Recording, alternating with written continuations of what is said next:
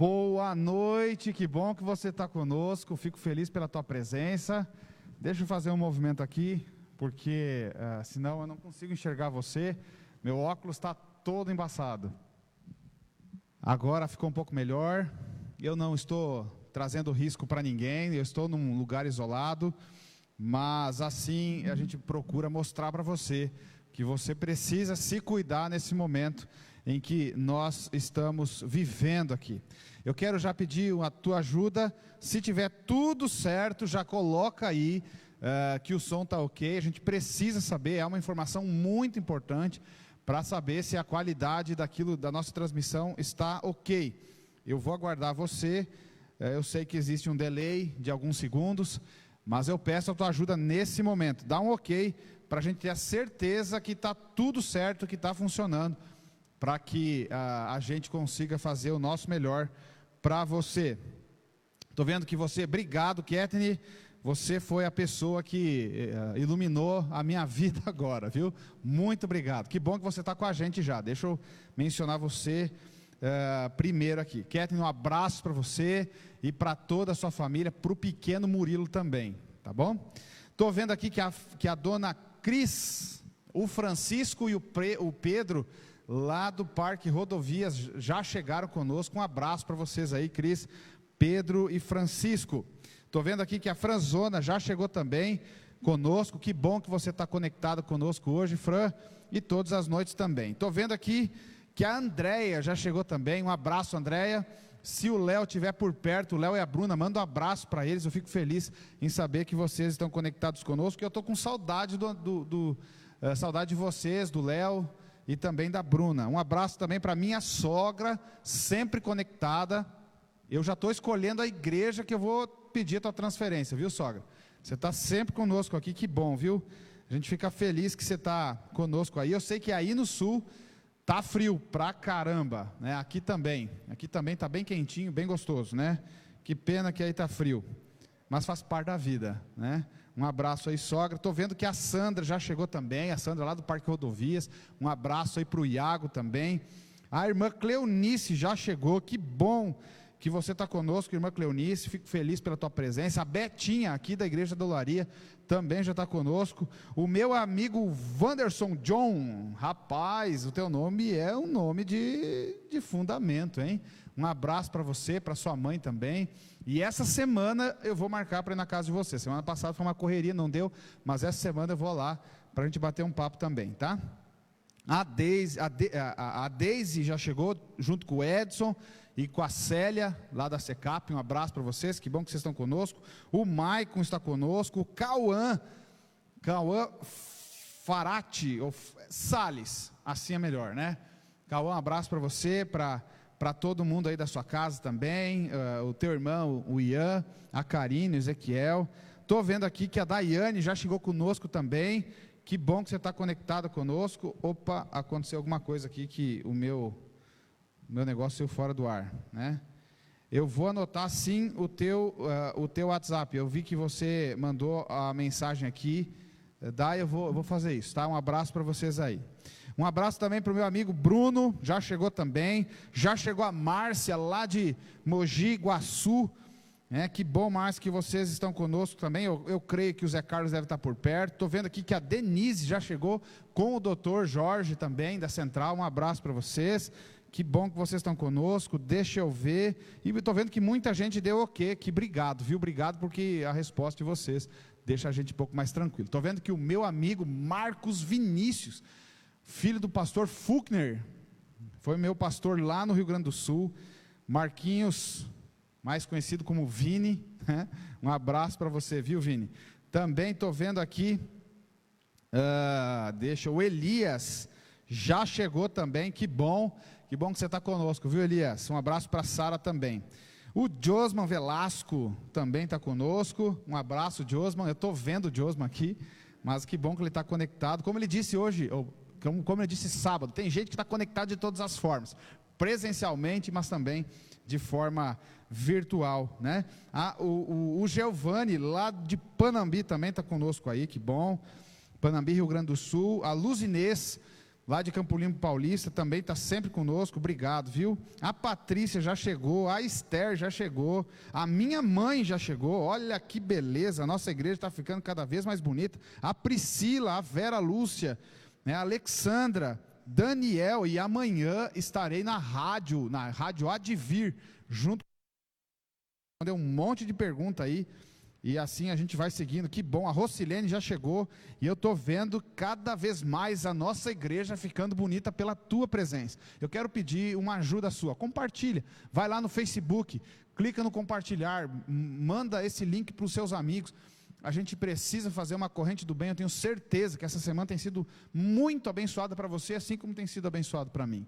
E por que não repartir a bênção com os nossos amigos? Compartilha, permita que os teus amigos também acessem esse momento bacana que estamos vivendo. A mensagem de Deus precisa alcançar os corações daquelas pessoas mais próximas de nós. Sabe por quê? Porque são elas que vão morar conosco no céu. E é por isso que eu quero convidar a nossa banda para nos conduzir no louvor a Deus. Eu fico feliz também pela presença aqui da Juliana, do Cleiton, da Duda. Eles têm nos conduzido todas as noites e hoje não vai ser diferente. Por isso, vamos preparar o nosso coração, louvar o nome de Deus e assim deixar a nossa mente livre para a mensagem de Deus que já está chegando para cada um de nós.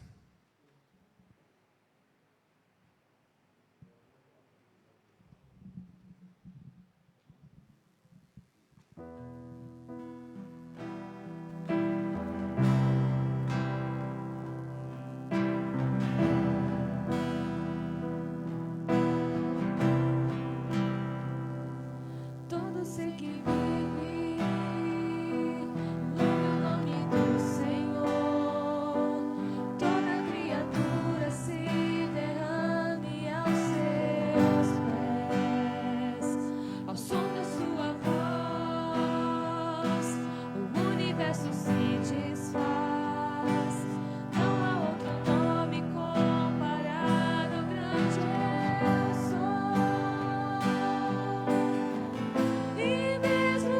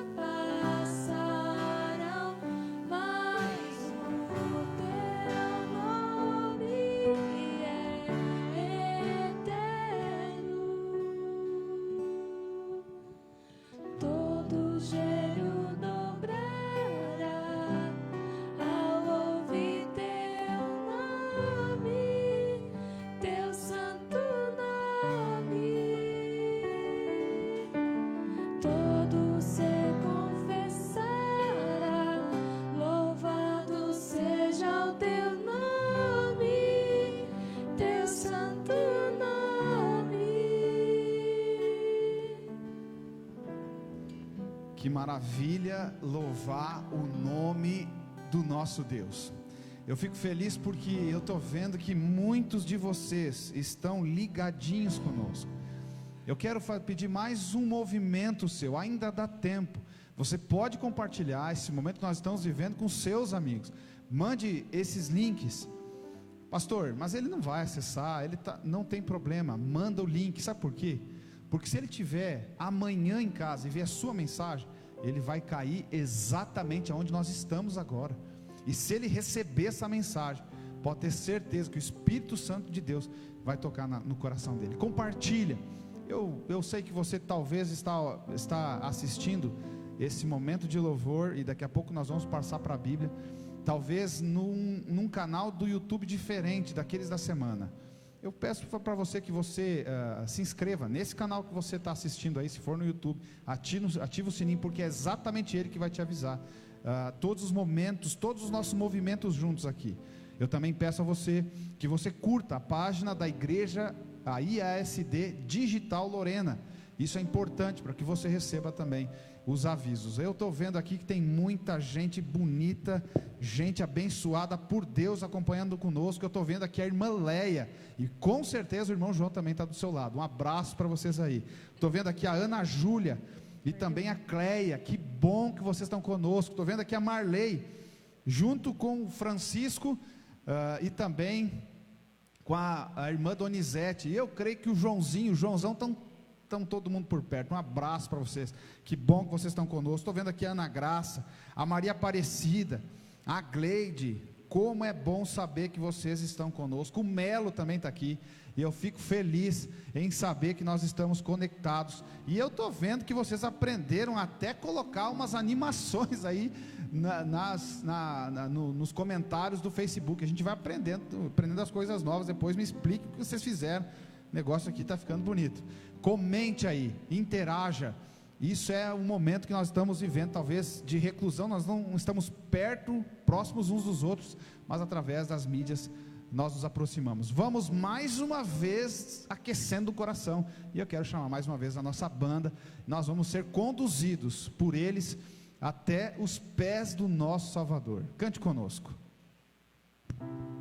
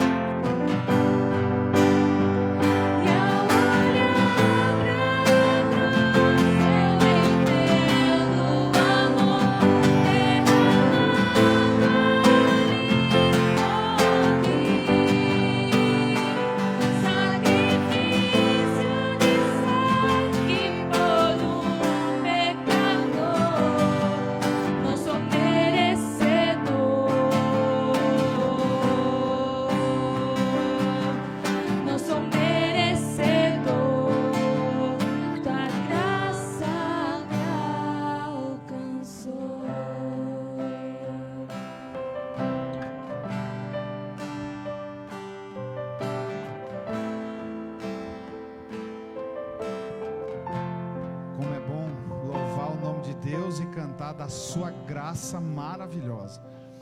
Eu quero dizer a você que ainda dá tempo. Compartilha esse momento que nós estamos vivendo, convide seus amigos para estar conosco. Tenho certeza que será uma grande bênção para eles também, assim como tem sido para cada um de nós.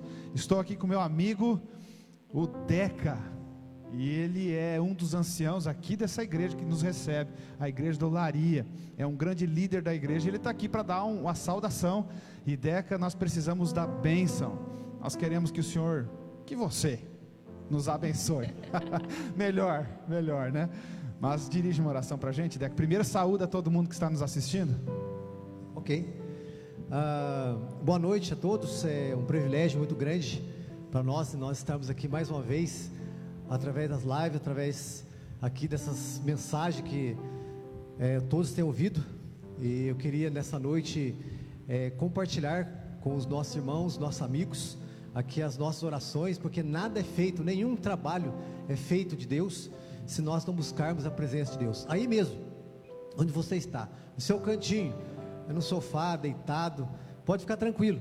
Nós vamos buscar o nosso Deus para que Ele esteja presente aqui conosco, para que as mensagens possam atingir os nossos corações. Logo após da oração, nós teremos aqui o nosso pastor Bruno, irá transmitir essas mensagens. Então vamos buscar o nosso Deus para que essa mensagem, mais uma vez, nessa noite, possa falar aos seus corações.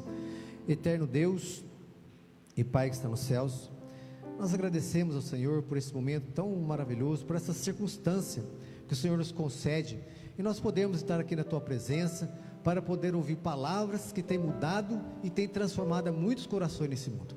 Que nessa noite o Senhor possa ser o convidado especial para estar aqui presente em nosso meio, para que o Senhor esteja lá na família, no lar de cada irmão, de cada amigo que realmente tenha ouvido a Tua mensagem. Que o Senhor nessa hora, nesse momento, possa se fazer presente, confortar o coração de cada um.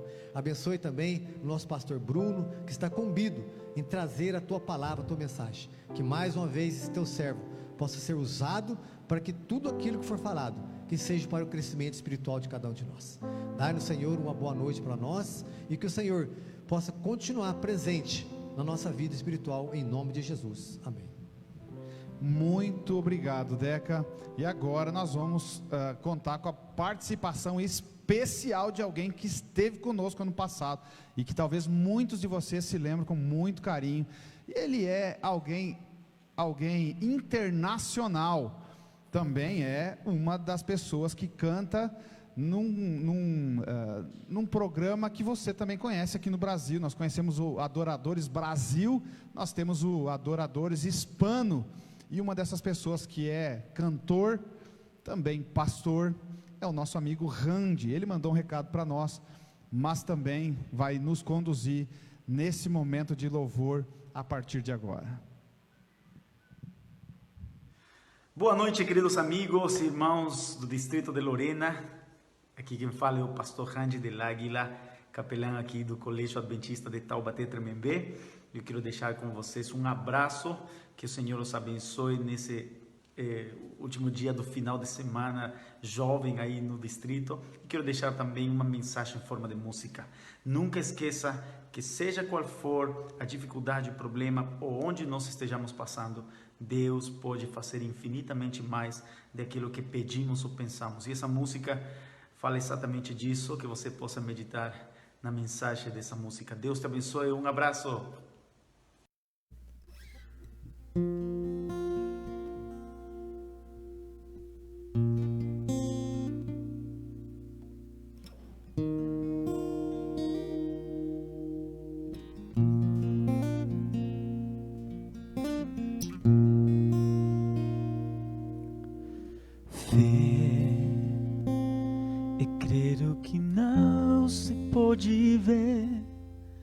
Esperança gera força pra lutar.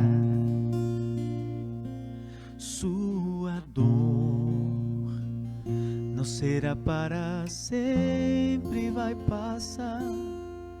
Deus te ouve e responderá o seu clamor, mesmo que pareça não ter fim e cansado pense em desistir. A A noite passa, vejo a luz do amanhecer que ilumina toda a escuridão, mesmo que não haja explicação. Ele te encontra e te faz permanecer.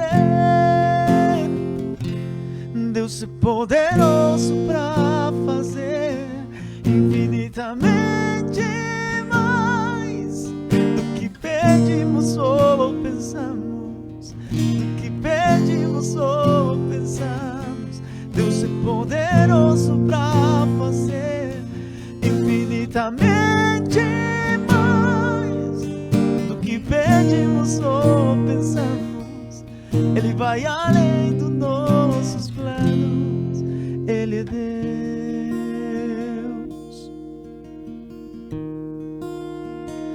Mesmo que pareça não ter fim e cansado pense em desistir, a noite passa, vejo a luz do amanhecer que ilumina toda a escuridão, mesmo que não haja explicação. Ele te encontra e te faz permanecer.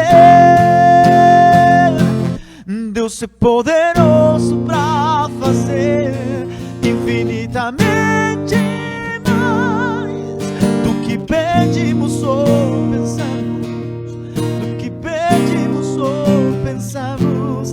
Deus é poderoso pra fazer infinitamente mais do que pedimos ou pensamos. Ele vai além dos nossos planos. Ele é Deus.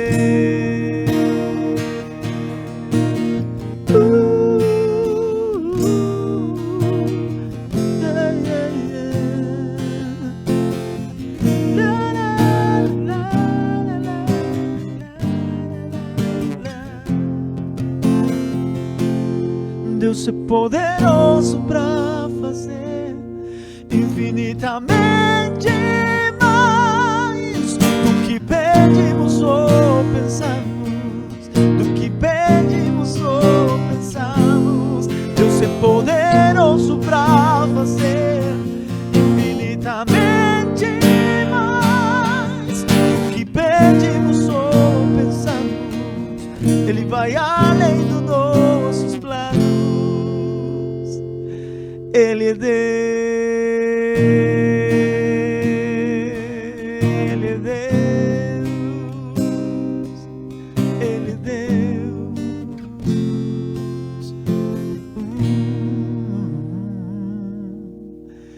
Ele é Deus.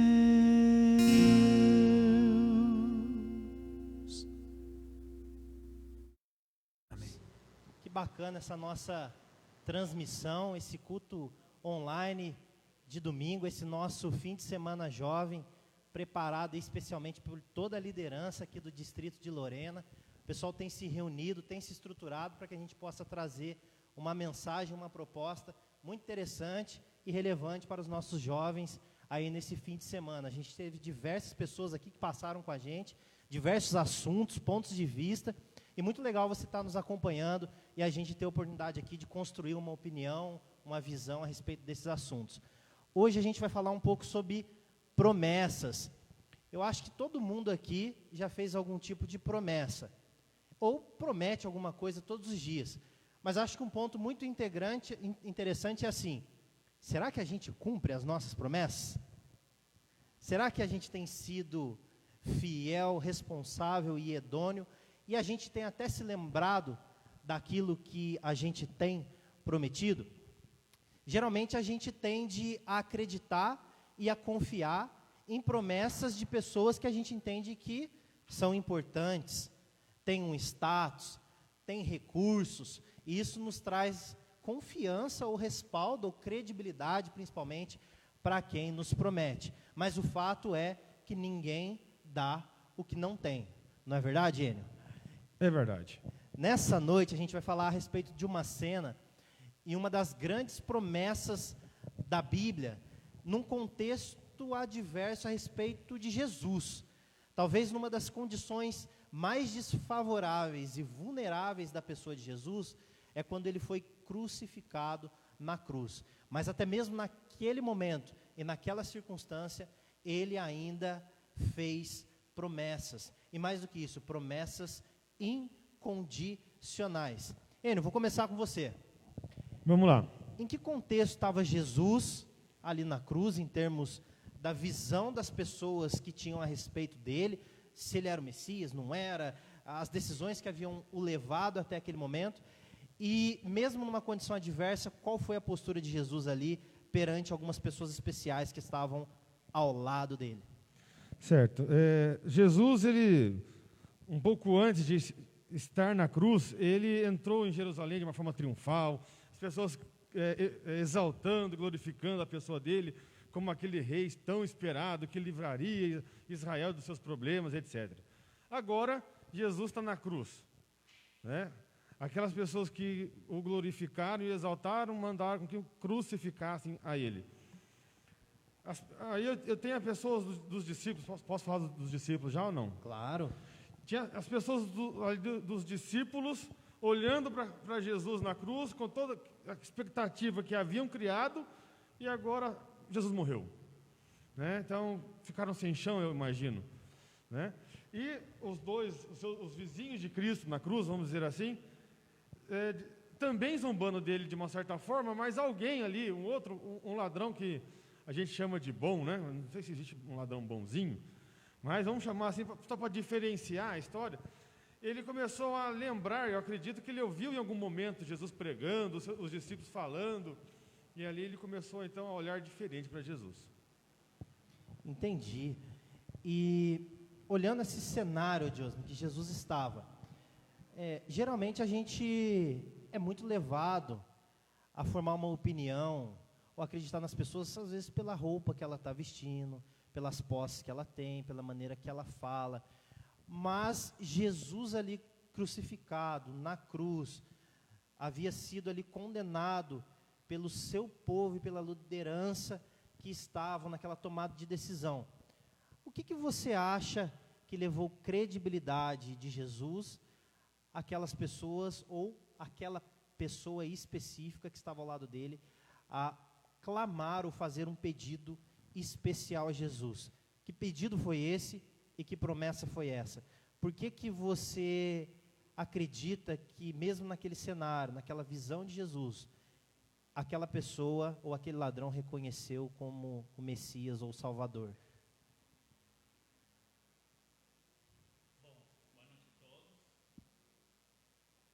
Eu quero começar dando resposta a essa pergunta, falando o seguinte: Jesus, na sua época, ele poderia ter sido julgado como uma pessoa que não ia ter sucesso. Por quê? Porque ele vem ou vinha de uma região pobre. Pensa assim, quando alguém fala, eu venho daquele bairro, e todo mundo pensa, nossa, daquele bairro não vem nada bom. Uma coisa assim acontecia com Jesus. Aí, a sua vida, ele dedicou para pregar, para ensinar, para fazer amigos, para testemunhar. E eu imagino assim, pensa alguém que fale para você, você tem só 30 anos para transmitir a salvação para o mundo inteiro. Acredito que você vai pensar muito bem no que você vai fazer cada ano da sua vida. E aí, era o tempo que ele tinha, na verdade eram 33 anos, mas mesmo assim é pouco tempo, e a salvação da humanidade estava na sua mão. É por isso que eu acredito que Jesus aproveitou ao máximo cada segundo que ele esteve nessa terra. E durante esse tempo, ele conseguiu, através do seu testemunho, milagres, através do compartilhar com as pessoas, que não só os vizinhos, os amigos, os discípulos, os seus familiares, sino que muitas mais pessoas escutaram falar dele, soubessem dele. E na cena da sua morte, é muito provável que esses dois homens que estavam do lado de Cristo talvez não tivessem se esbarrado com ele pessoalmente antes. Mas nesse momento, muito provavelmente aquele ladrão que falamos de bonzinho, ele já tinha ouvido falar desse homem. Porque Jesus mesmo, sem ter posse nenhuma, sem ter riqueza, ele era conhecido, poderíamos dizer, era famoso naquele momento, naquela época. Eu imagino o choque que o ladrão levou, quando pensa assim, olha, eu sempre ouvi falar desse homem, muitas coisas boas, agora ele está aqui do meu lado, alguma coisa errada está acontecendo aqui. Mas também, quando ele ouvia essas coisas, eu acredito que ele naquele momento pensou, eu estou na beira da minha morte, eu sempre ouvi falar dele, eu sempre ouvi que ele era o Filho de Deus e que ele trazia salvação, agora é a minha vez de aproveitar, eu tenho a minha oportunidade agora, e foi nesse momento que ele começou aí a sua interação assim, naquele momento, naquela situação, a interagir com a sua salvação, com Jesus. Samuel, que bom que você está aqui com a gente, viu? É um prazer, mas uma pergunta interessante para a gente pensar e correlacionar essa circunstância de Jesus, essa promessa que ele fez àquele ladrão, que ainda não se cumpriu, isso a gente vê em detalhes nos nossos estudos bíblicos, né? Haverá ainda esse encontro, né? A gente tem a oportunidade de estudos bíblicos, e você que está aqui com a gente, tem a oportunidade também de solicitar para que a gente compreenda um pouco mais esse cenário do plano da salvação que Jesus fez relacionado a essa promessa. Mas o interessante é que aos olhos humanos e até mesmo aos olhos da liderança religiosa daquele tempo, o plano parece que havia sido fracassado. E às vezes quando a gente olha as circunstâncias da nossa vida espiritual, até mesmo da nossa igreja, a gente olha assim, nossa, parece que está dando tudo errado, parece que está fracassando, parece que Deus não está à frente da nossa igreja. E esse cenário nos mostra que é o contrário. Deus está à frente e aquilo ali fazia parte do plano da salvação. Uma pergunta bem específica, Samuel. Nós, às vezes por não acreditarmos nas promessas de Deus e fazermos a nossa parte, podemos às vezes atrapalhar a obra e o ministério de Cristo, quando nós não entendemos e confiamos nas suas promessas? Muito bem, Mateus. Nós estamos analisando o contexto da cruz, né? Um dos momentos, por que não dizer cruciais, né? Talvez o crucial ali do plano da salvação.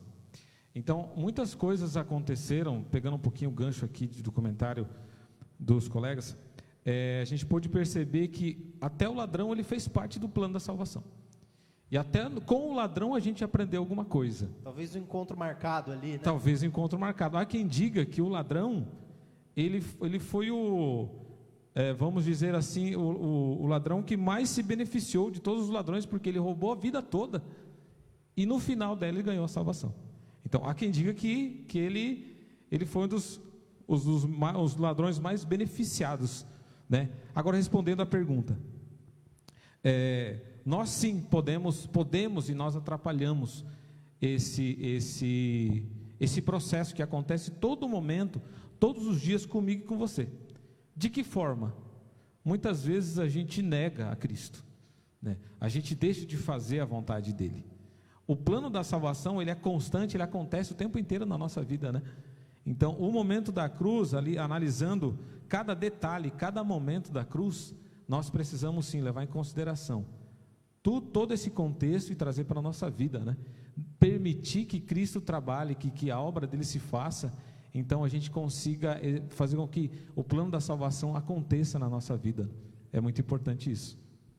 Legal, Samuel. Os planos de Deus, eles estão ocorrendo da maneira que Deus sempre planejou, e nós fazemos parte de tudo isso, né? E a gente precisa acreditar. Enio, ainda falando um pouco sobre promessas, né? Como que a gente pode ver no contexto bíblico, e principalmente esse exemplo em que Deus prometeu a ele a salvação, um encontro no paraíso ou na eternidade? Existem na Bíblia duas classificações didáticas quanto às promessas de Deus: as promessas que são condicionais e as promessas que são incondicionais. Você poderia dar um exemplo e explicar um pouco melhor de cada uma para a gente, por favor? Tá bom. Não estava na apostila, mas vamos lá.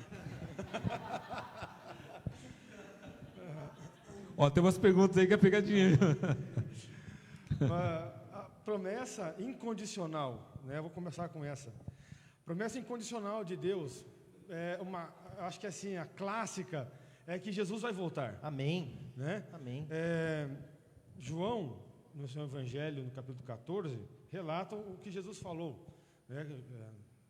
14, 1 a 3, né? Não se turbe o vosso coração, credes em Deus, crede também em mim.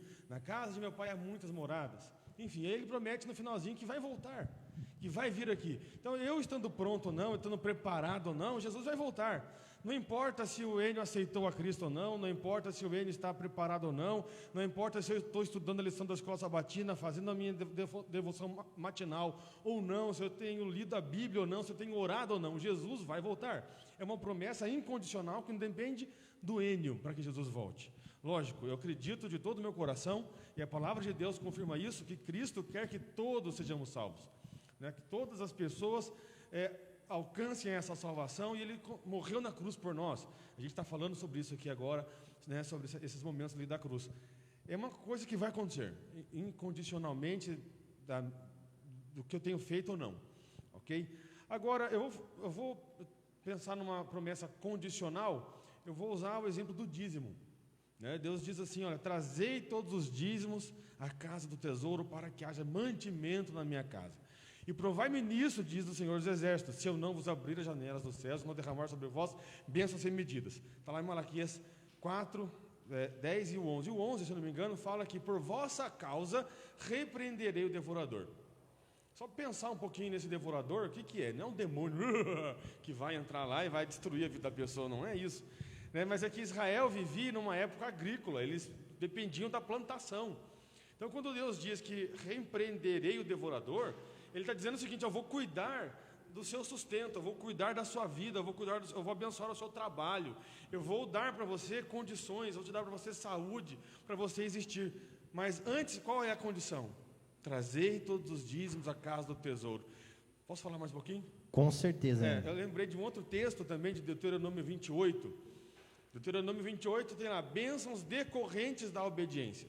Então, o verso 1, verso 2 fala assim: se atentamente ouvires a voz do Senhor teu Deus, tendo cuidado de obedecer todos os seus mandamentos que hoje te ordeno, então, quer dizer, se eu fizer isso primeiro, então virão sobre ti e te alcançarão todas essas bênçãos. As pessoas fazem promessas, a gente está falando de promessa aqui, né?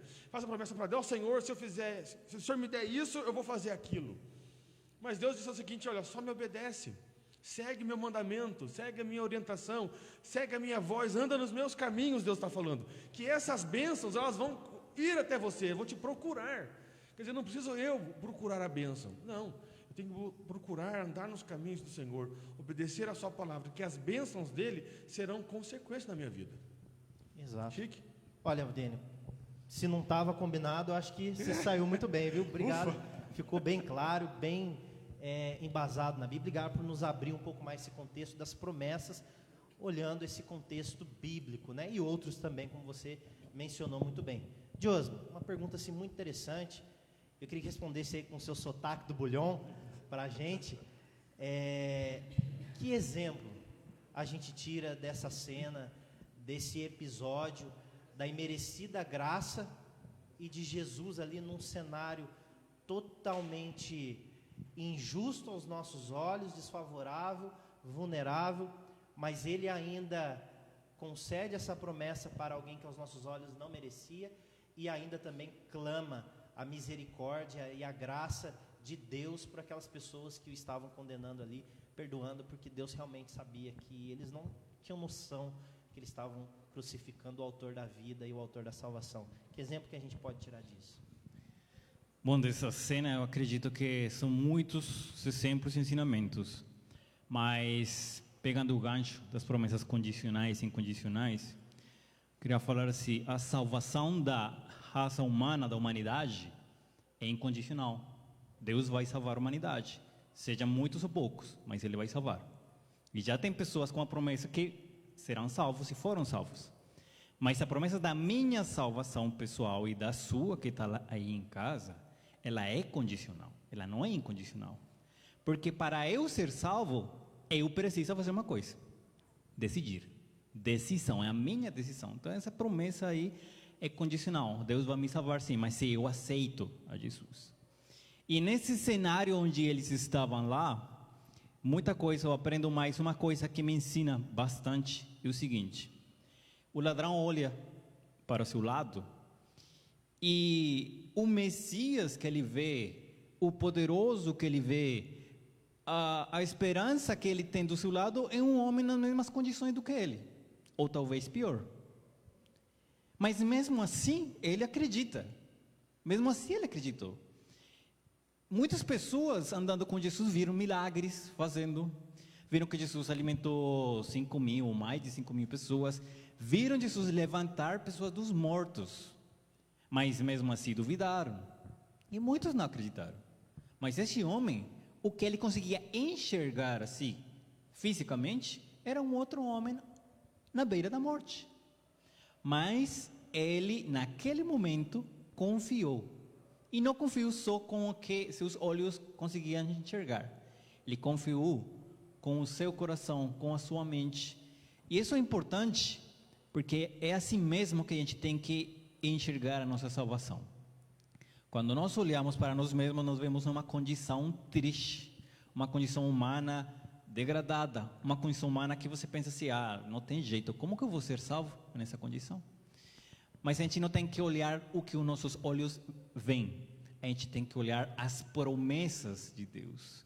Jesus falou que Ele podia me salvar, então eu tenho que acreditar, assim que naquele ladrão, que Ele pode me salvar, com aquela mesma fé. Muitas pessoas falam, nossa, mas no último momento aquele homem foi salvo tal, mas pensa a fé que aquele homem conseguiu naquele momento, para ele acreditar na sua salvação, quando ele viu seu Salvador naquela condição. Ele poderia botar fé em qualquer coisa, mas naquele homem assim, mas ele acreditou. Então, para mim, acho que é muito, muito importante essa lição. A gente acreditar em que Deus pode sim nos salvar, que Jesus, Ele é suficiente Salvador para nós. Amém? A gente vai fechar aqui com Samuel, uma pergunta um pouco pessoal, Samuel. Mas dentro de tudo que a gente vê na Bíblia, as promessas condicionais, incondicionais, e os contextos macro que a gente vive no mundo, e os micro também da sua vida pessoal. Como que você lida com as promessas de Jesus e o que isso traz para você no dia a dia, a respeito da esperança, da salvação e também a confiança para que você siga perseverando na sua fé nesses dias que nós temos vivido aqui na Terra? Então, Mateus, nós estamos num contexto delicado, né? Acho que todos nós enfrentamos todo tipo de tentação, o jovem no seu contexto, o casado no seu contexto, a criança no seu contexto, e pegando um pouquinho, voltando só um pouquinho, né, para a gente fechar essa ideia, o contexto de promessa.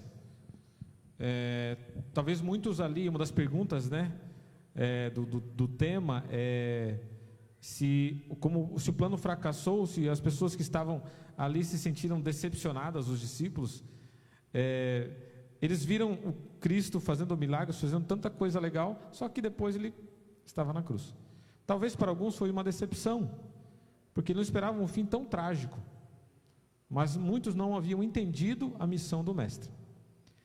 Então, trazendo para essa questão individual, tentando aqui responder, particularmente também levando cada uma a uma reflexão. Perfeito. É importante a gente pensar nesse sacrifício. E nós, quem que fez Cristo se entregar? Eu e você. Eu e você. Então nós, muitas vezes, e volta naquela primeira questão, todos os dias eu preciso entregar minha vida a Cristo. Todos os dias é uma entrega, toda manhã, ao deitar, Senhor, obrigado por mais um dia, nos entregarmos completamente a Cristo. Eu acredito que é muito importante a gente tirar um tempo para a gente refletir em como foi o nosso dia, em como Deus livrou a gente de tantas coisas ruins, sabe? O fato de nós estarmos aqui hoje é um livramento, é uma salvação, né? Jesus salvou-nos hoje para a gente estar aqui fazendo esse culto, transmitindo aos irmãos que estão do outro lado da tela. Então eu acredito que todos os dias, Mateus, a gente precisa entregar nossa vida a Deus e entender que todos os dias nós recebemos a salvação. Amém. Pessoal, esse foi o nosso bate-papo aí de hoje, falando sobre promessa. Nós teremos aí uma explanação agora mais profunda, uma mensagem de reflexão e apelo com o nosso pastor Bruno aí, assim como as noites anteriores. Um abraço aí para todos vocês.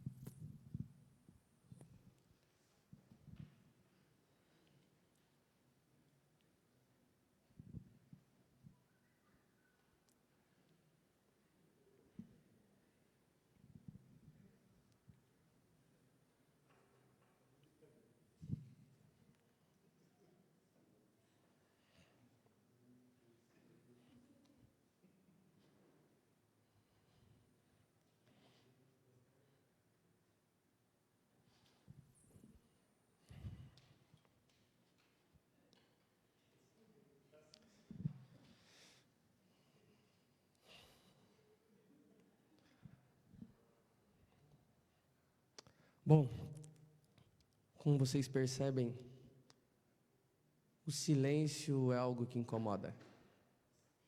O silêncio é algo que machuca. O silêncio é algo que faz o pastor Tiago, que está aqui na minha frente, quase cair para trás e perder o chão. Essa é a sensação que os discípulos tiveram ao olhar para a cruz do Calvário. O ministério de Cristo talvez nunca foi tão silencioso, nunca foi tão sem graça como naquele momento.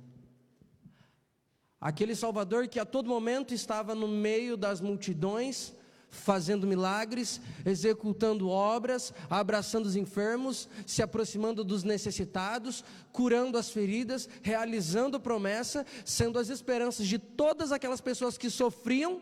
Agora aquele Salvador estava numa cruz do Calvário. Cruz era um instrumento de tortura. No entanto, não era qualquer instrumento de tortura.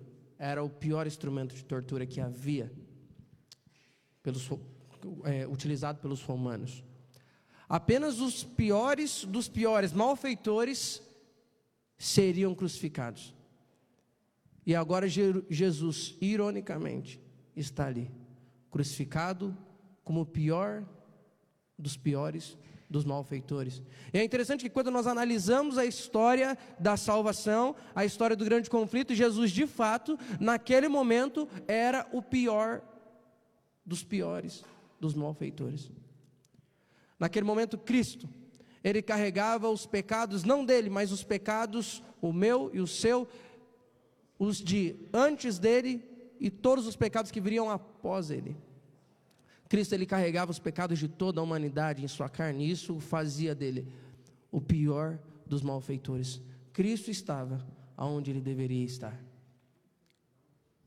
O problema é que todas as pessoas que acompanhavam a Cristo, mais especificamente os 12 apóstolos, eu não queria me atentar tanto aos judeus, porque os judeus eles sempre foram aversivos ao ministério de Cristo, pelo menos os líderes judeus, grande parte dos líderes judeus, eles nunca aceitaram ali o ministério de Cristo. Por mais que Cristo realizasse milagres, por mais que Cristo manifestasse o seu poder, como eu havia mencionado ontem, por mais que Cristo tivesse quebrado todas as leis da física, as leis da ciência, as leis da lógica, Cristo Ele provou de 1001 maneiras que de fato Ele era Deus. Tudo isso não bastou para que as pessoas acreditassem que Cristo era de fato o Messias. Eles não conseguiam conceber a ideia de um Messias humilde. Queridos, a imagem que eu e você cultivamos de Cristo, a imagem que nós temos de Deus em nossa mente, que nós cultivamos, ela afeta diretamente na forma como nós vamos nos relacionar com Ele.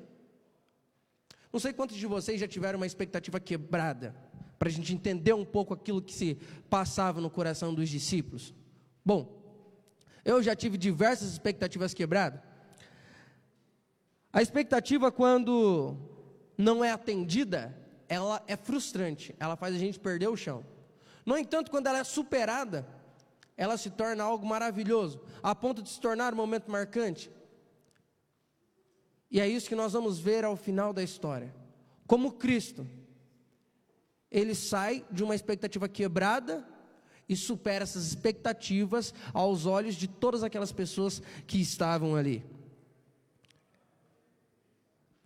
Muitas vezes a forma como nós nos relacionamos com Cristo é uma forma de troca, né? Eu vou a Cristo porque eu sei que eu vou receber dele alguma coisa. Talvez a salvação, ou mais do que isso. Talvez nós vemos hoje em dia num contexto em que a teologia da prosperidade, ela fala muito alto. Venha a Cristo e você vai receber tudo aquilo que você deseja, tudo aquilo que você almeja. Se você segue a Cristo, se você faz as coisas certinho, não tem por que você estar sofrendo. Essa é uma teologia antibíblica. Nós temos inclusive dificuldade de assimilar teologia da pobreza e teologia bíblica. Há alguns autores que escrevem livros de autoajuda, em que eles dizem que o que impedem hoje em dia as pessoas de enriquecerem, de ganharem dinheiro, de serem bem-sucedidas, é a tal da teologia da pobreza. Mas muitas pessoas, elas confundem teologia da pobreza com teologia bíblica. A teologia da pobreza é sim algo ruim para todo e qualquer ser humano. A teologia da pobreza, ela diz o seguinte, que o dinheiro é algo do maligno, que o dinheiro é amaldiçoado, que dinheiro é algo ruim. Então, se você acha que o dinheiro é algo ruim, pode me dar que eu cuido dele para você. No entanto, a teologia bíblica, ela diz o seguinte, que nós não devemos colocar no dinheiro o motivo da nossa felicidade. O dinheiro ele é algo extremamente benéfico quando ele é utilizado da maneira correta. E quando ele, principalmente, ele parte da vontade de Deus para a minha e para a sua vida. Um professor meu, César Guandalini, que me deu um curso de finanças, ele diz o seguinte: Bruno, o papel do cristão não é ser rico. O papel do cristão é ser fiel. Ser rico ou não, é da vontade de Deus. Entende? O papel do cristão não é ser rico. O papel do cristão é ser fiel. Ser rico ou não, é da vontade de Deus. Essa foi uma frase que ficou marcada pela sua profundidade. Ela ficou muito marcada na minha vida. E a Bíblia, ela fala muito sobre dinheiro. Ela fala sobre diversas pessoas que tiveram dinheiro e utilizaram esse dinheiro para abençoar outras pessoas. No entanto, a Bíblia não esconde o perigo que os bens materiais ele traz para aqueles que adquirem. A Bíblia não diz que o rico não vai herdar o reino dos céus, mas ela diz que dificilmente um rico ele vai herdar o reino dos céus. Nossa, pastor, você está dizendo... Não sou eu que estou dizendo, a Bíblia diz que dificilmente. Por quê? O dinheiro é algo muito difícil de se lidar. Porque o dinheiro ele traz para a gente um senso de falsa segurança. Enquanto a nossa segurança ela deveria estar em Cristo, naquilo que Ele fez na cruz do Calvário, muitas vezes quando nós temos uma vida, posso dizer, estável financeiramente, nós facilmente perdemos esse senso de dependência de Deus. Os momentos em que eu mais me senti próximo de Deus foram os momentos da minha vida de menos prosperidade financeira. Os momentos que eu me sentia mais próximo de Deus.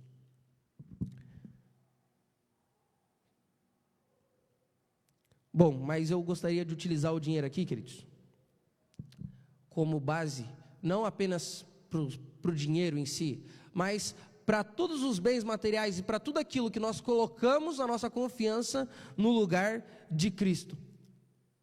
Qualquer coisa que pode nutrir em nós uma decepção com relação a Cristo, por nós não termos as nossas orações atendidas. Talvez você já fez diversas orações a Deus, e quando você fez essa oração a Deus, você creu que Deus iria atender essa oração. Talvez o seu filho em algum momento de sua vida ficou doente, você orou pela vida do seu filho, creu na promessa de que Deus é um Deus que cura, e você viu que o seu filho não foi curado, e o seu filho acabou morrendo. Você orou a Deus pelo seu relacionamento, você orou a Deus por diversos anos, e o seu relacionamento ele não foi para frente, você acabou terminando. Quantas orações que eu e você já fizemos, que elas não foram atendidas e as nossas expectativas elas foram frustradas. Com os discípulos não eram diferentes. Quando o Messias veio, realizou diversos milagres, uma alegria tomava conta dos discípulos. Afinal de contas, o Messias prometido no Antigo Testamento, ele chegou, não tem como ser outro, porque só o Messias poderia realizar as obras que ele está fazendo. E foram 3 anos e meio de muita aprovação, mas foram 3 anos e meio de muita alegria. Eles não tinham dúvida daquilo que os esperava, daquilo que os aguardava no futuro. Qualquer aprovação naquele momento ao lado de Cristo se tornaria fichinha a partir do momento em que Cristo manifestasse o seu poder e libertasse o povo judeu do jugo romano. Bom, no Antigo Testamento havia 2 profecias com relação a Cristo. Havia a profecia do servo sofredor e havia a profecia do rei vindouro. Ambas as profecias, elas eram verdadeiras e eram muito claras. Ambas as profecias, todos os judeus tinham acesso a essas profecias. Era algo quase que inconfundível. Tanto a profecia do rei vindouro, de fato, o Antigo Testamento ele diz que no final dos tempos viria o rei, ele acabaria com o mal. Por exemplo, quando nós vamos no livro de Daniel capítulo 2, ele diz que quando Jesus estabelecesse o seu reino, o mal acabaria e aquelas pessoas que ficassem ao lado de Cristo iriam reinar com Cristo. Mas haviam várias profecias que apontavam para o rei vindouro. No entanto, havia uma profecia muito clara, que era a profecia do servo sofredor. Isaías 53, ele apontava para um rei que haveria de vir, só que esse rei ele não viria como um rei, ele viria como uma pessoa humilde, e essa pessoa ela morreria, sofreria, ela não teria boa aparência. Só que quando eles se deparavam com essa profecia ela não condizia com aquilo que eles queriam, não batia com os desejos do coração deles. Sabe que muitas vezes a gente vai a Cristo, a gente vai à igreja, mas às vezes a gente vai buscar a Cristo para atender os desejos do nosso coração. Só que o que às vezes a gente não para pensar é que o nosso coração, ele é mau, o nosso coração é egoísta, o nosso coração é avarento. Então quando nós vamos a Deus, para que Deus possa atender às nossas expectativas, nós corremos o risco de ter uma imagem distorcida de Deus. Muitas vezes nós queremos buscar um Deus avarento, um Deus egoísta, que vai atender justamente os nossos desejos. Na comportagem eu era muitas vezes mal interpretado por alguns comportores. Alguns comportores me diziam que eu era muito pessimista, porque eu saía para trabalhar e eles falavam: e aí, Bruno, vai dar certo hoje? Eu não sei se vai dar certo, mas eu vou trabalhar e eu sei que Deus vai abençoar. Não, rapaz, não, mas hoje a gente vai vender um monte. Eu não sei, se vender bem, se não vender também está tudo certo. Não, você tem que pensar positivo. Não é questão de pensar positivo, é questão que Deus está no controle de todas as coisas. Se Deus ele não me abençoasse financeiramente, eu sei que Deus ele ia trabalhar alguma forma diferente para que eu pudesse alcançar os meus objetivos. Então eu sempre tive isso em mente, de que Deus iria realizar a sua promessa na minha vida, de uma forma ou de outra. Abram as suas Bíblias agora no livro de Lucas, capítulo 27, verso 40 a 42.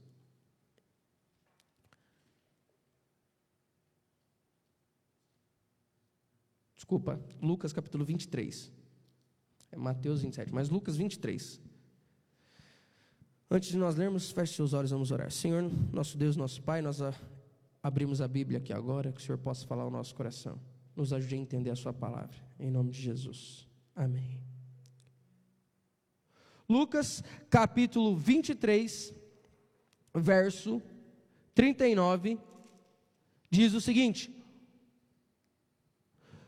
um dos malfeitores crucificados blasfemava contra ele, dizendo: não és tu o Cristo? Salva-te a si mesmo e a nós também. Ele falou: bom, se você é Cristo, se você é Deus, como todas as pessoas dizem, por que você não desce dessa cruz? Você se livra e depois você vem e tira a gente. E a única coisa que ele ouviu de Cristo foi o silêncio. Volto a repetir, qual era a expectativa? Não só que os judeus cultivavam, mas que os discípulos cultivavam com relação a Cristo. Que Cristo, ele de fato, desceria da cruz a qualquer momento, ou na verdade, ele nem estaria naquela cruz, se dependesse dos discípulos e da expectativa dos judeus. Ele nem estaria, ao fato de Jesus estar naquela cruz, aquilo ali era uma quebra de expectativas muito grande. O problema, queridos, é quando nós abandonamos a Cristo por causa das mágoas que nós cultivamos no nosso coração por nós não termos as nossas orações atendidas. Qual foi o grande problema dos discípulos? Foi se entristecer por não terem as suas expectativas atendidas. Quando nós saímos da igreja, porque nós não alcançamos aquilo que nós havíamos buscado lá, quando nós nos afastamos de Cristo e colocamos a culpa em Cristo, por Ele não ter atendido os nossos desejos, nós nos tornamos que nem os discípulos, nós nos tornamos que nem os judeus. Nós nos tornamos pessoas ingratas. Nós não manifestamos a nossa fé. Acabamos de dizer que ontem eu havia falado que pela segunda vez eles haviam passado por uma tempestade, e por mais uma vez eles tinham fracassado, e agora eles fracassaram novamente quando eles deveriam ter fé. Jesus havia dito diversas vezes para eles que ele iria morrer, e mesmo assim isso não foi suficiente para que eles tirassem essas expectativas de um rei vindouro. Nesse momento o orgulho, o ego, o desejo de poder, essas coisas falaram muito mais alto. Estou lendo um livro de Salomão, e ele diz o seguinte, que 3 coisas aprisionam a gente a esse mundo: sexo, dinheiro e poder. Esses são os 3 maiores desejos do ser humano. E esses foram os 3 desejos que impediam todas aquelas pessoas de entenderem que aquele que estava ali naquela cruz do Calvário era o Cristo. Verso 34. Desculpa, deixa eu ver. Lucas 23, verso 34. Contudo, Jesus dizia: Pai, perdoa-lhes, porque não sabem o que fazem. Então, repartindo as vestes dele, lançaram sortes. Essa foi uma das palavras de Cristo mais profunda. Dentro dessa frase, Pai, perdoa-lhes porque eles não sabem o que fazem, Jesus ele explicou uma teologia extremamente complexa. Jesus ele explicou 2 teologias, a teologia do plano da salvação e a teologia da natureza pecaminosa. Quando Cristo ele menciona, Pai, perdoa-lhes, Cristo ele está falando sobre a teologia da salvação. No Antigo Testamento, para alcançar o perdão dos pecados, era necessário a morte de um cordeiro. Cristo agora, o Cordeiro de Deus, segundo aquilo que João Batista havia dito, está numa cruz, e ele está sofrendo o sacrifício em prol do pecado daquelas pessoas. Cristo agora, ele olha para o Pai, ele olha para o ódio daquelas pessoas com relação a ele, mas mesmo assim a cruz não foi motivo, não foi suficiente para que Cristo deixasse de amar aquelas pessoas. Cristo então, num brado de compaixão para aquelas pessoas que o crucificavam, que o escarneciam, que não conseguiam compreender aquilo que estava acontecendo, que não conseguiam compreender o tamanho do amor de Cristo por eles, Cristo ele olha para Deus e ele reivindica o direito das pessoas agora. Cristo ele olha para Deus e fala: Pai, perdoa-lhes. E o Cordeiro, estou morrendo para que eles mereçam a salvação. Por eles não merecem, mas eu estou morrendo para que eles agora possam alcançar a salvação. Cristo então, nesse brado, Pai, perdoa-lhes. Cristo ele explica toda a teologia de salvação, mostrada através do sacrifício do Cordeiro no Antigo Testamento. E nesse complemento da frase, eles não sabem o que fazem, Cristo está explicando ali a nossa natureza pecaminosa. Cristo ele está dizendo o seguinte: eles não sabem o que fazem. O pecado ele tira de nós esse senso de entender, de discernir o conhecimento entre o bem e o mal. Quando Salomão ele pede sabedoria para Deus, é interessante que a sabedoria que Salomão pede era uma sabedoria que o ajudasse a discernir o bem do mal. Cristo ele olha agora para aquela multidão, ele diz: Senhor, perdoa-lhes, porque aquelas pessoas, elas não sabem o que elas estão fazendo. Se elas não tivessem uma natureza pecaminosa, se elas tivessem um coração puro, um coração bom, sem estar corrompido pelo pecado, eles iriam saber que era eu que estou morrendo por ele, que eu sou o Messias, mas eles não têm essa capacidade. Muitas dessas pessoas que estão aqui, Senhor, elas vão se arrepender. Muitos desses soldados que estão aqui, que estão cuspindo na minha cara, que estão me batendo, muitos deles aqui, eles vão se arrepender.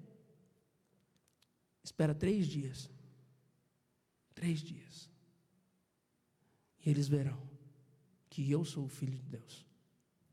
Cristo, então, ele reivindica o perdão.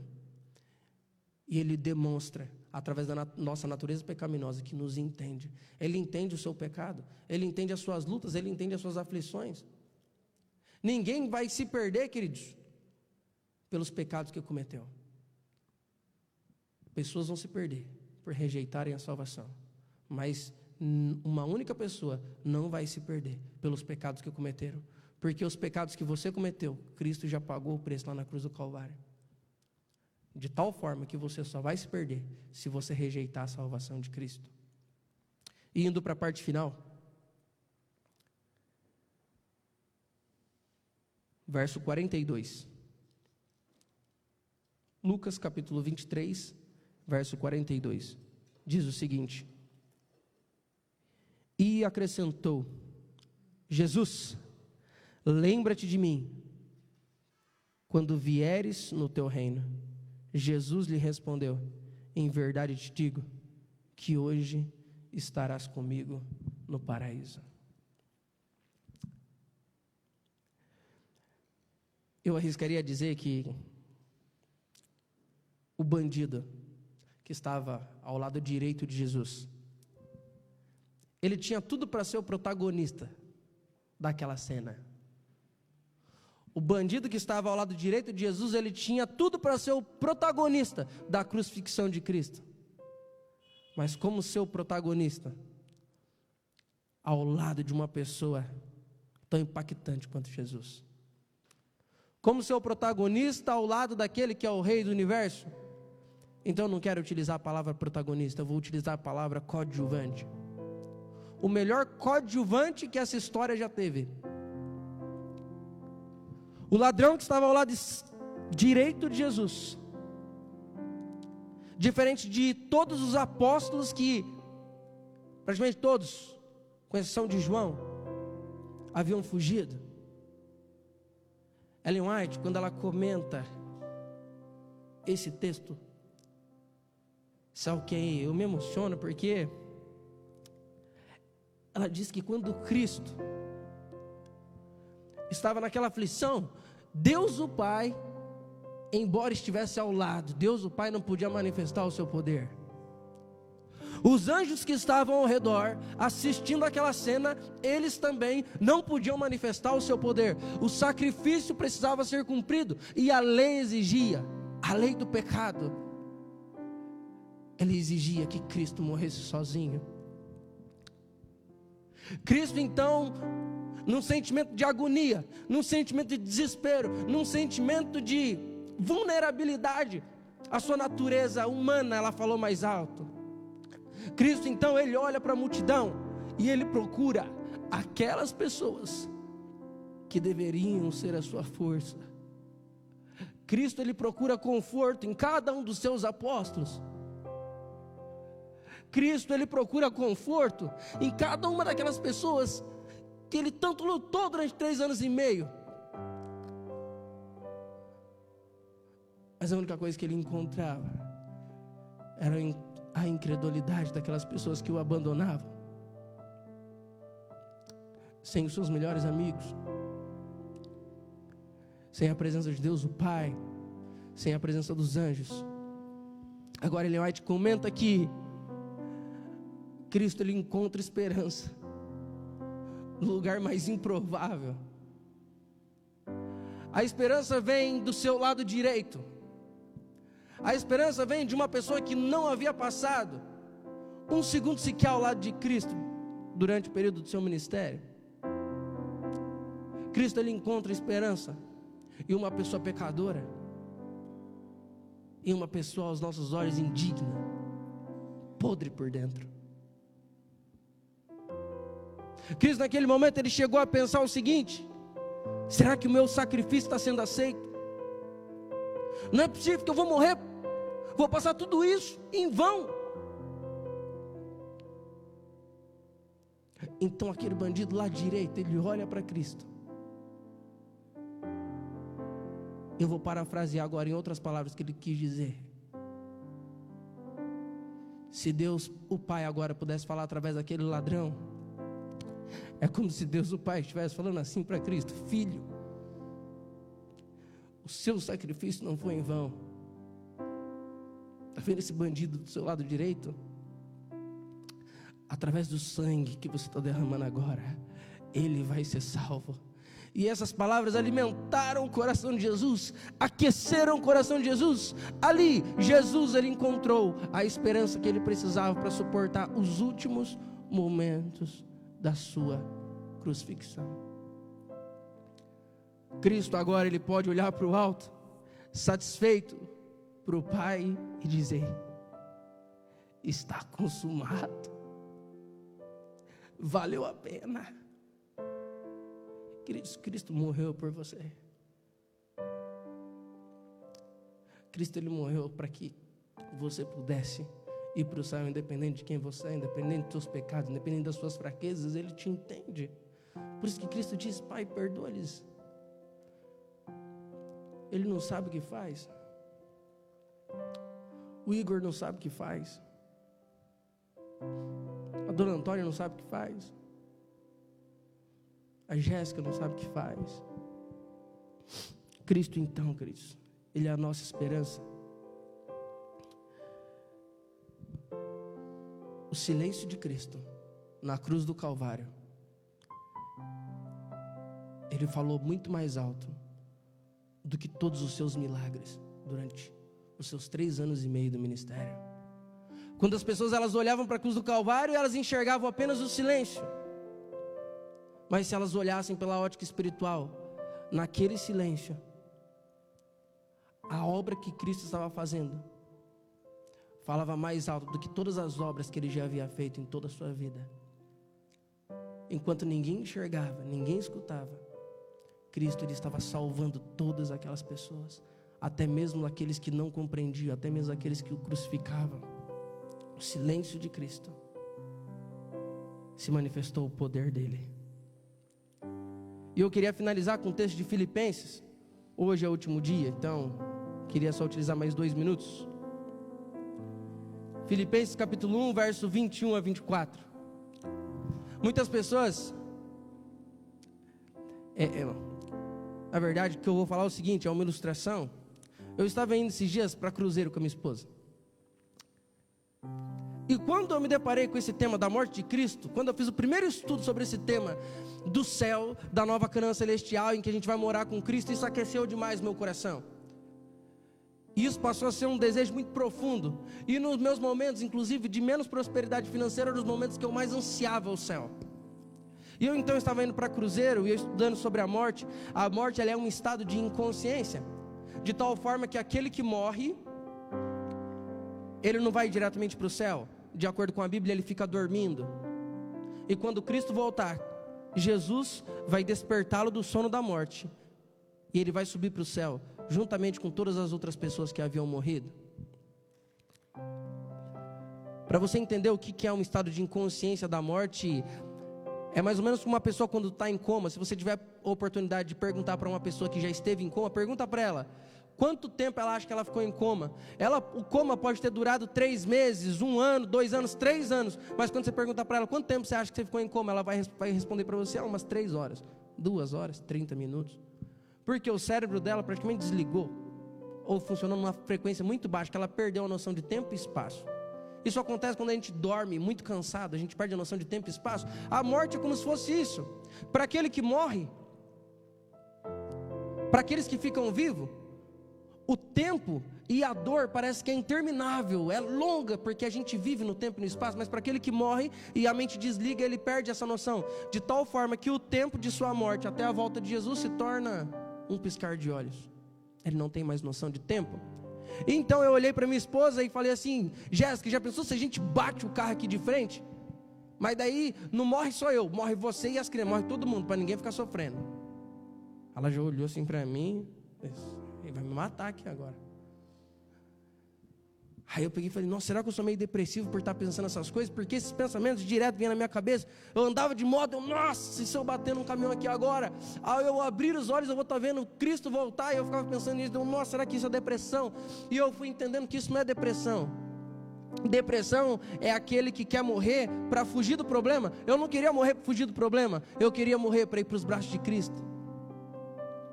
Até que eu li o livro de Filipenses e eu descobri que eu não sou louco. Filipenses capítulo 1, verso 21, Paulo diz o seguinte: porquanto para mim o viver é Cristo e o morrer é lucro. Entretanto, se o viver na carne traz fruto para o meu trabalho, já não sei o que hei de escolher. Ora, De um outro lado, estou constrangido, tendo desejo de partir e estar com Cristo, que é incomparavelmente melhor. Mas por vossa causa é necessário permanecer na carne. Sabe o que Paulo está falando? O seguinte: o meu desejo é de partir. O meu desejo é viver com Cristo. Esse é o maior desejo. Não tem qualquer coisa que a gente pode obter nesse mundo que seja comparável ao que Cristo fez por nós, ao reino dos céus. Não tem comparação do que viver ao lado de Cristo. No entanto, tem pessoas que precisam do meu trabalho. Então ele fala: então por vossa causa é melhor que eu fique vivo. Querido, que esse possa ser o motivo dos teus sonhos, que esse possa ser o motivo da sua existência, o fundamento dos teus maiores desejos, que é herdar o reino dos céus. Por isso, faça a sua escolha hoje de estar ao lado de Cristo. Se tem algo te impedindo de aceitar a Cristo hoje, seja um trabalho, seja uma mágoa, seja algo que em algum momento da sua vida quebrou as suas expectativas com relação a Cristo, hoje Cristo está falando para você: filho, eu estou aqui para dar a você o entendimento de tudo aquilo que eu fiz. Estou aqui para que você entenda que hoje eu morri por você, e mais do que qualquer coisa nesse mundo que eu poderia te dar, enquanto eu estava em silêncio, eu te dei a maior coisa que você poderia receber, a oportunidade de você receber a salvação. Feche os seus olhos, vamos orar. Senhor nosso Deus e nosso Pai, é maravilhoso podermos receber a salvação. Se nós estivéssemos no Gólgota, naquela tarde, naquele final de tarde, eu não sei, talvez qual teria sido a nossa atitude. Talvez os comportamentos que hoje muitos de nós temos aqui, talvez essa mágoa que nós temos por aquilo que o Senhor não realizou em nossa vida, pelas nossas orações não atendidas, talvez isso aponta para que a gente seria um dos apóstolos que estaria frustrado pela morte de Jesus. Mas obrigado, Senhor Deus, porque o Senhor entende as nossas fraquezas, o Senhor entende até mesmo a nossa falta de fé, e o Senhor hoje olha para o alto, olha para o trono do Pai e reivindica a nossa salvação através daquilo que o Senhor fez na cruz do Calvário. Nos ajude a ser como aquele ladrão. Cristo não tirou aquele ladrão da cruz, Cristo não livrou aquele ladrão da cruz. A única coisa que Cristo ofereceu para ele foi a salvação. E assim como para Abraão e todas as outras pessoas do Antigo Testamento, a Bíblia diz que isso lhe foi imputado por justiça. De todas as coisas que o Senhor poderia nos dar, ó Deus, nos ajude a nos preocuparmos primeiramente com a nossa salvação. Nos ajude a lutarmos para a nossa salvação e a nos contentarmos com todas as outras coisas que o Senhor nos der. Isso é o que te pedimos, agradecemos em nome de Jesus. Amém.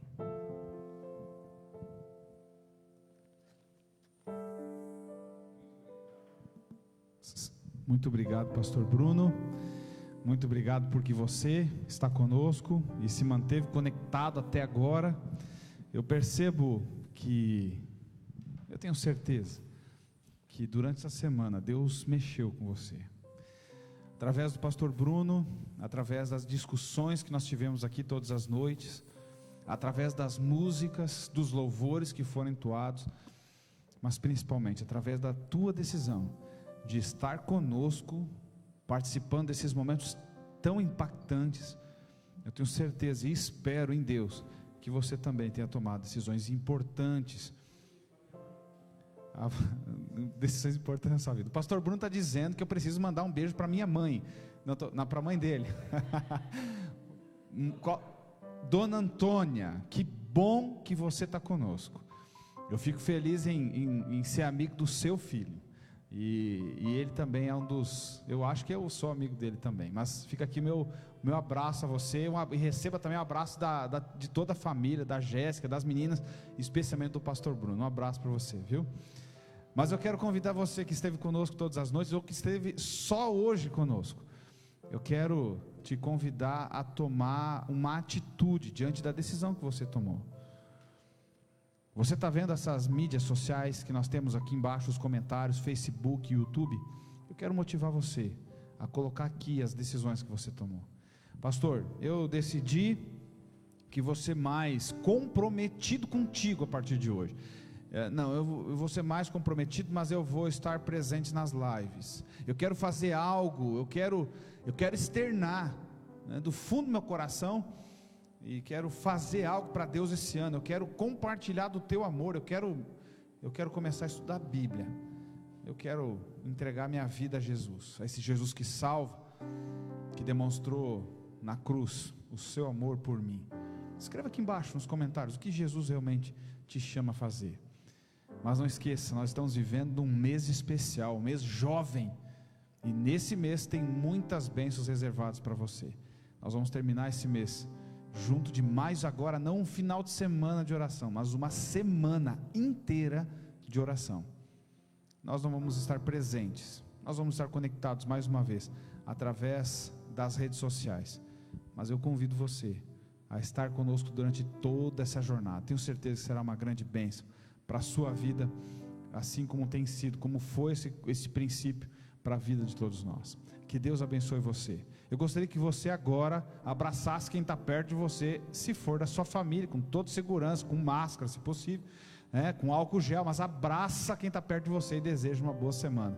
A banda vai nos despedir com mais uma música, com mais um louvor, mas não deixa de fazer esse movimento.